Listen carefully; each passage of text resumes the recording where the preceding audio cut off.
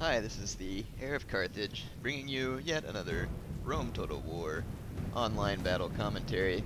I'm bringing you this story on a dark and stormy night at a small Roman village where the Greeks decided to come and pay them a visit. What kind of visit, you ask? Well, of course, a deadly visit. So, let's take a look at my Greek army. This was an army that I'm using by request of one of my viewers who was quite supportive of my videos, and so I asked him to make a request, and he requested that I use the Greek city-states and do a battle on a village with no defenses. So, here you are. I have 4 units of Spartan hoplites, and 5 units of armored hoplites, 6 units of regular Greek archers. They're not really called Greek archers, but they're archers, and I'm Greece, so I guess they're Greek archers. In any case, my opponent is, looks like XII, Fulminata, Ronald. Don't really understand the name there. Maybe it's clan tags or something. Anyway, he has, let's see, 1, 2, 3, that's 5 units of urban cohorts up front. Looks like he has 2 units of archer auxilia here.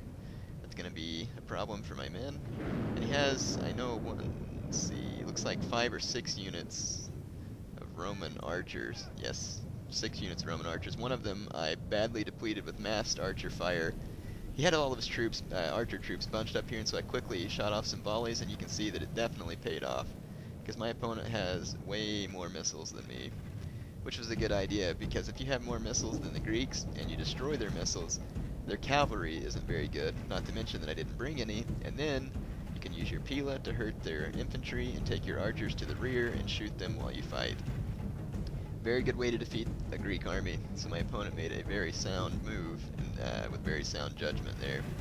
So, I kind of like this weather. It's nighttime, it's rainy, it's thundering. It reminds me of the Battle for Helm's Deep on the Lord of the Rings. That was kind of a cool scene. It's just that in this case, neither one of us are quite as ugly as the orcs were, which is good. So in any case, that's why I picked this weather. Thought it would be neat to have a nice sloppy slog fest here at this village. So I'm gonna cut part of this out and get to the infantry fight. Alright, I'm back. You can see my archers routing off here. He pretty much got the better of me in the missile duel.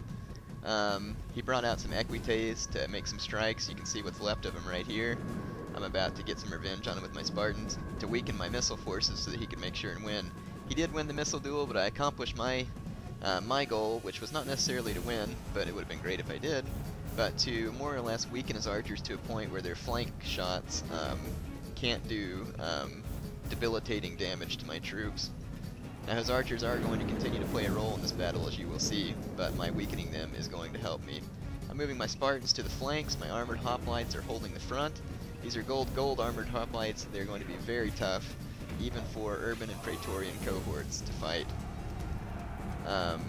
So my idea was just to fix the enemy line with my armored hoplites and then flank with my Spartans, which will be a very tough unit to try and fight off your flanks. Spartans have 2 hit points, not to mention their good attack and defense stats. But I noticed as I was setting up the battle, even though the armored hoplites don't have 2 hit points, they had higher attack and defense stats than my Spartans.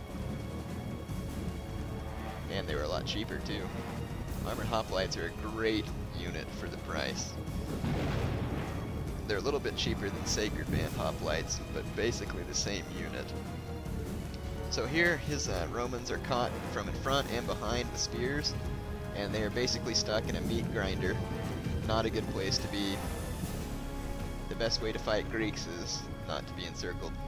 Not to say that my opponent hasn't fought well. He brought a very intelligent army to defeat me with, and over here you can see he's firing into the rear of my general unit of Spartans, and Spartans are tough, but fire from the rear will cause damage to them, and so I'm losing men in that unit. I'm about to reshift them into the fight.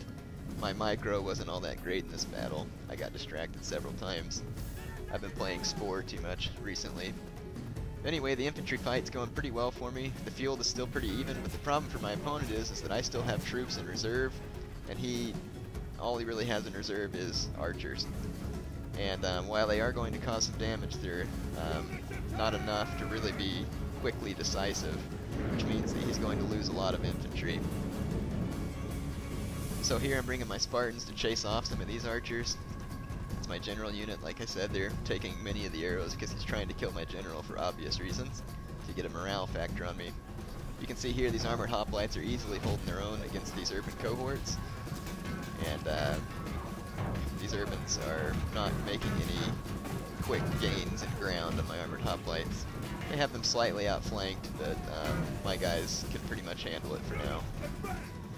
They will have support soon.